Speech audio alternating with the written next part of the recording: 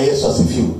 Na niwaambie kabisa, mimi nimepewa hiyo neema ya kuwa mlezi katika masuala ya kiroho, lakini pia hata katika masuala ya kimwili. Kwa sababu Mungu ametuita. Ameona juzi tumebeba swala la Mzee Christopher na akafanikiwa.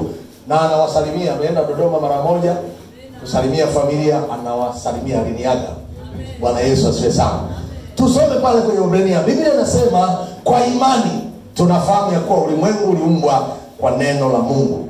Kwa imani tunafahamu ya kwamba ulimwengu uliumbwa kwa neno la Mungu. Hata vitu vinavyoonekana havikufanywa kwa vitu visivyo dhahiri. Biblia inasema kwa imani ulimwengu uliumbwa kwa neno. Ulimwengu tulio nao, wakati Mungu anaanza kuumba, haukuwa na kitu. Na hiyo ndio kanuni ya Mungu. Hawezi kumuinua mtu kwamba huyu mtu ana kitu sasa ndio ainuke. Mungu anamuinua mtu akiwa hana kitu. Ndio maana kanuni ya Mungu, mtu ambaye Mungu amemkusudia kuwa mtu mkuu, anaanzia sifuri. Kama vile watoto wetu leo wanaanza na tambaa, hawezi kufanya chochote, lakini mwisho wa siku huyo anakuja kuwa milionea. Anasema tunafahamu, tumepata akili ya kujua kwamba ulimwengu uliumbwa kwa neno la Mungu. Na hata vitu vinavyoonekana vimetokea kwa sababu vilitamkiwa neno. Maisha yetu, mafanikio yetu, kuinuka kwetu kunategemea neno. Yaani maisha ulionayo yanategemea uumbaji wa neno. Utakapotamka maisha yangu hayatakuwa hivi, hilo ni neno. Katika ulimwengu wa roho linaenda kuingizwa kiwandani. Mungu alitamka neno kabla vitu havijatokea. Alitamka neno kabla vitu havijatokea.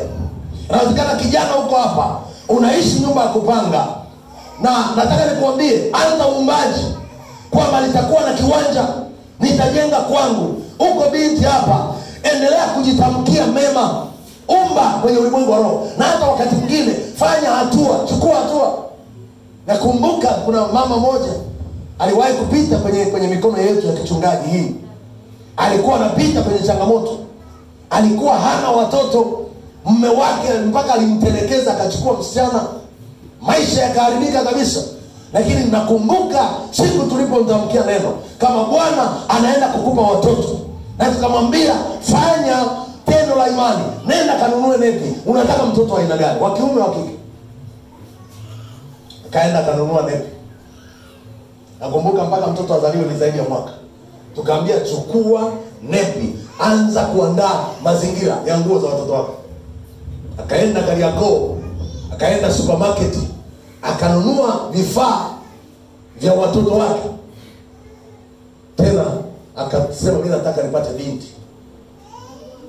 Akanunua nguo za kutosha. Mwaka ule haukuisha, Bwana akampa mtoto wa kike. Alitaka apate binti. Neno linaumba. Neno linaumba. Kadri unapoendelea kuumba, ndio unavivuta vitu vinasogea. Juzi nilikuwa nawaambia wapendwa, ninaenda kuwa na nyumba pia nzuri sana. Muda sio mrefu, sijui mwaka huu utaisha. Nyumba tu nzuri ya mabati ya msauzi, sio mabati ya kawaida. Msauzi yenye vioo, yenye tiles, choo ndani, cha kwangu cha master, na choo cha watu wengine, na store, na saluni ndani kwa ndani. Na hiyo nimeshaanza kuifanyia kazi. Juzi nimenunua mashine. Sasa hivi siendi saluni. Nataka kunyoa na jinyoa mwenyewe. Hiyo.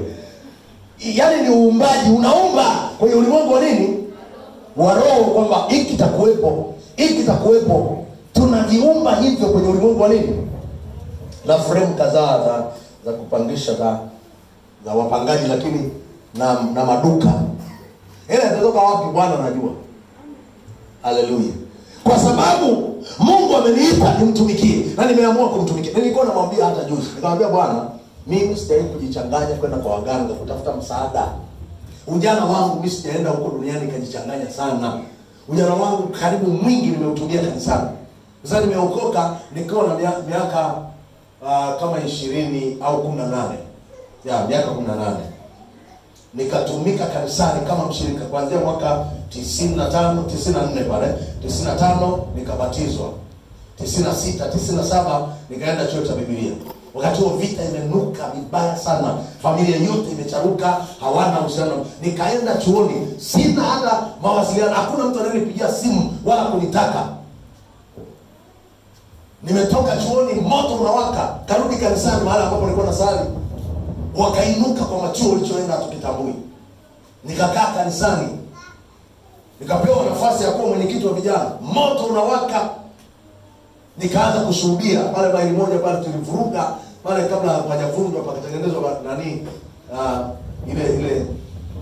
ile soko kule hii kabla Loliondo haijaja huku ilikuwa maili moja. Niliingia pale, tulikuwa tunachakaza kipindi hiki cha hawa jamaa wakiwa wanafuturu. Tulikuwa tunawahi jioni. Kuna mzee pale mmoja alikuwa anatoa sana, kwa hiyo Waislamu karibu wengi jioni walikuwa wanaenda pale kufuturu. Nilikuwa naenda pale mpaka siku moja nikakamatwa na polisi.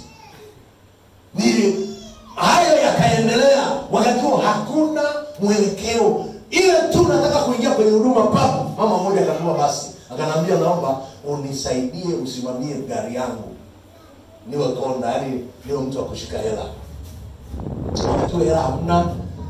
Washirika ndio nao sio walikuwa kwanza kipindi hicho hata nilikuwa sijawa na mshirika hata mmoja.